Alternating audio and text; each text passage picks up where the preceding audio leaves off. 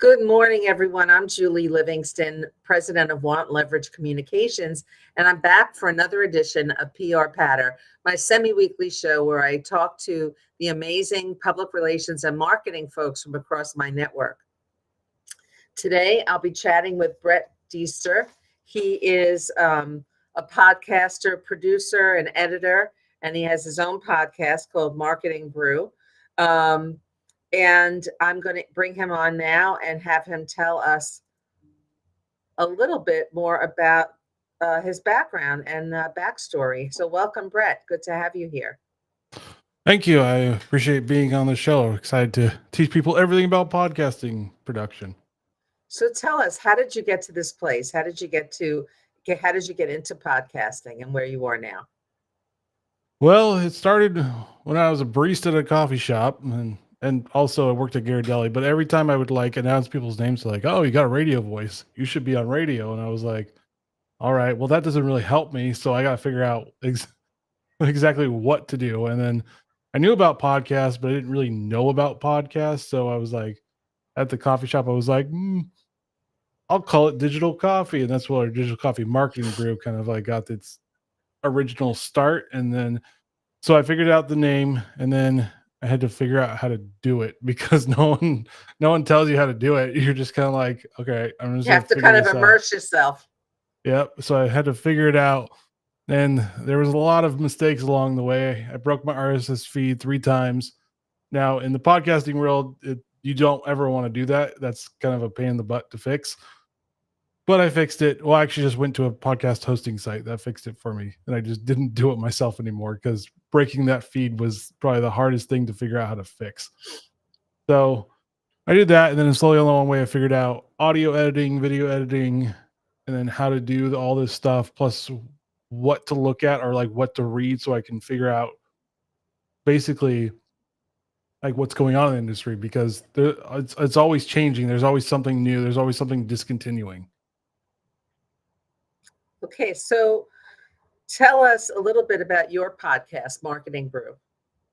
Well, Digital Coffee Marketing Brew, basically it's a weekly podcast where I interview just PR and marketing individuals, just about specifically about that industry, because there's such a wide range of people. Plus, I like to do both of them because people understand that marketing and PR, even though they are this similar, they're not the same. They do different things. They serve purposes in different areas, and they're not actually the same. I got my degree in PR, so I kind of understand it's not the same. But a lot of people don't understand. When they say marketing PR, they think it's like the same thing, but it's never the same thing. Yeah, public relations sits under the marketing umbrella.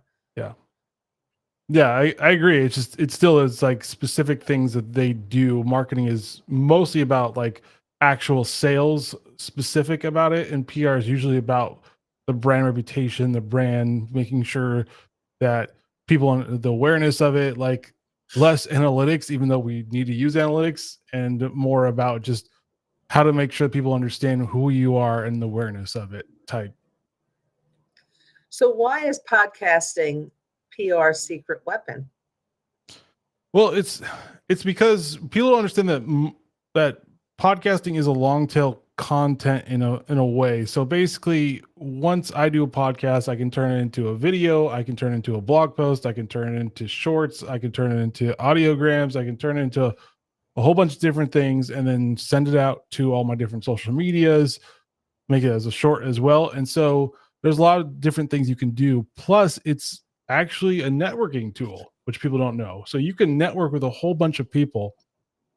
And basically you can, if you want to create a podcast, you can actually turn that podcast into your networking tool and say you're in real estate and you're a moving company. So you interview real estate agents, and then you figure out which people need to actually move from their house to another house. That's a marketing, and that's a PR plus networking tool to figure out where your next client is through somebody else. And it's not really a hard sell. It's kind of like a soft sell, because you're still providing a service of what's going on in the real estate market or anything like that. Right. You've already gotten to know the person a little bit from being on your podcast. Mm-hmm. So What is the value of niching down in terms of creating a marketing related podcast? Because you can't be for everybody. If you say I'm a podcast for everybody, That's okay.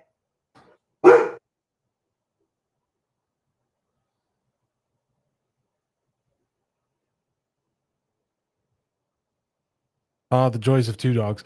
So if you say that you're a podcast for everybody, you're not really, because you can't be for everybody. No one's for everybody. So niching to a specific industry or even a specific thing in the industry is helpful because people understand what they're going to be listening to, understand what they're going to be getting, and you're not trying to do everything and be everything all at once because it's just not going to work. I mean, about you could be about like specifically, I mean, one of my podcasts about like PC gaming, but I could be about all gaming, but that doesn't really help me because all gaming is a lot, and it also is a lot for you to research and figure out what's going on. So niching down is actually the most beneficial because you're telling people specifically what you're talking about, and that's how you build the audience. Now you could eventually branch out, but right now you just need to be specific to one specific area so you actually get the audience and the right audience you're looking for. I mean, I think there are benefits to the guest as well. The guest can really select to pitch a podcast that is very specific to what, the messages that they want to get out there. Yeah. So it's not only beneficial for your audience, but it's also beneficial for the guest. And so there's two things going on, but specifically, it's better to niche down just so that everybody knows what your podcast really talks about. And it's not like, oh, you're talking about a very generic thing that I may not know about or may know about. So, what makes a great guest? A great guest usually is someone you have to do a lot of work with. I've done a lot of different guesting, and sometimes when I have to like say a lot of questions, that's not really fun for me. It's not really fun for the audience as well. So you want somebody that can talk and kind of like get the message out there, but you're not trying to like pull the information. It's not Right. So you could kind of pitch an idea or a question, and they kind of take the ball and run with it. Yeah, I mean, the best way for a host is to be as minimal as you can be. I'm not saying you don't talk at all, but as being minimal as you can be. But on the opposite side, you don't want a guest to talk too long because then it just gets a little boring and you're never there. And so I've had both sides where I'm like, okay, you got to rein it in a little bit. You can't talk for like 30 minutes and then have me have a question because then that's just a really long answer and we never really get very far. Well, I think there has to be a rhythm to the conversation. It has to be a conversation, right? You Yeah. don't want it shouldn't be. It should be, I think, more balanced, as opposed to one person doing all the talking and the other not saying much. So, what makes a great podcast? I mean, you've been editing podcasts and working with lots of different people. What do you find are the elements that make for a strong podcast? First of all, good audio, because everybody will forgive okay video. No one will forgive bad audio. So that's why I really press upon if you're going to do a podcast, really learn how to audio edit, and plus also like learn how to like get the best tools you can or the best gear you can for it, because like clicks, pops, syllabuses, which is like the harsh S sounds, or plosives, which are the P sounds, like all this stuff hurts people's ears eventually, and then you have to like figure out how to take it down a bit, because if you don't, people won't listen because they don't like the sound of it because it's either too harsh for their ears, and then people are like, I can't. You may be saying something great, but it doesn't matter because I can't listen to it anymore. And so getting that is really good. Also, learn about your crutch words or your filler words, because if you say it a lot, you're either gonna have to edit it out or you're just gonna have to leave it in, because you can't really like do it too well in video yet because there isn't any regeneration of frames if you cut them out. So you're gonna have a lot of jump cuts. So So if you're saying or or like, a lot of people say like, that could be yes, problematic. yeah, and I have a problem with like too, so I'm working on that. But if you have something that helps you, even listening to yourself really helps. I hate it. I hate it in the beginning for like 2 years. I hated listening to myself. So that's another thing. Learn how to listen to yourself because you're usually going to have to audio edit yourself. Okay. How do you know? How do you know that you're ready to start a podcast? Because I think a lot of people have this idea of doing it, but they may not totally be ready to kick it off. Like, what do you have to have on the back burner? I mean, for starting a podcast, I mean, it's first of all understanding your niche because that's always the very specific thing you gotta know, and then you gotta figure out the name, you gotta figure out the brand, you gotta figure out the logo, also the the The branding, graphics for it as well, and then you gotta like make sure if are you going to be a solo podcast, which basically means that you're talking to yourself, and then you're going to be that's your podcast, a co-host or multiple co-hosts. Then you got to figure that out and find those. Or you're going to be an interview podcast. So there's 3 different ones. So you got to figure out which one you're going to be. I've done interview and I've done solo, and they're all very different. So solo, you really have to know what you're talking about because you're the only one talking. So right? if you don't know have anything to talk about, which actually could be a good thing to like start as a solo so you can understand how you're hosting, because hosting by yourself, like you have to fill in the gaps. Like there's nobody helping you out. So you got to figure that part out. And then you got to figure out where you're going to distribute this to. Are you going to use Captivate, Libsyn, Blueberry, Spotify for creators because they decided to change the name for the 3rd time? I mean, there's that. Also, you're going to figure out, are you going to be a video podcast? Are you going to be an audio podcast? Like, which one are you going to be? I know video podcasts are very popular, but it doesn't mean you have to do it yet. You can start off as audio and then move on. And then you got to figure out the gear. So there's a lot of different things you got to figure out before you can even launch. And then there's a thing called pod fade. So pod fade basically means that you start off and then you stop. So you don't want to do that. So be sure you have the time and the energy to keep going, because the hardest Right. part in podcasting is continuing the podcast. It's actually not starting it, it's continuing it. So keeping the momentum going. Yes. And I just read recently that I think it was either this year, last year, PodFade was about 30% of podcasts. So it's a lot for That is that. very high. Yeah. Yeah. So you got to figure it out. And most of the PodFade came from Spotify for creators. Interesting. Why do you think that's so? It's free. Okay. So people can start up, and then if there's no money tied to it, so, oh, well, I guess I won't do it anymore. Right. Right. Any other tips that you could share with us for creating a successful podcast? Make sure if you have a schedule, stick to it. Be consistent about it, because you'll find it. Right. It's going to take a while usually to get your podcast off the ground. Don't expect to like blow the numbers out of the water. Expect to be like, oh, no one's listening yet. Yes, that does happen.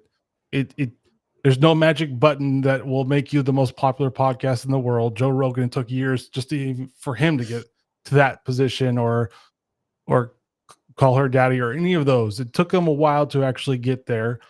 And understand, if you're going to do a podcast and you're gonna have to edit yourself, like I said, learn to be okay with listening to yourself. I know everybody hates listening to themselves, but you're gonna have to be okay with it. And that's one of the biggest hurdles for me, because it took me about 2 years just to even get comfortable with it. Now Really? I'm fine with it, but I was like, no, I'm just gonna get through this. I don't like this whatsoever. And because no one likes listening to their own voice. Well, maybe some people do, but no, a lot of people just don't. They just want to listen to the other guests, and it's hard to listen to yourself a lot of times. You're like, I said that? How? I thought said this differently. What's going on here? What about promoting your show?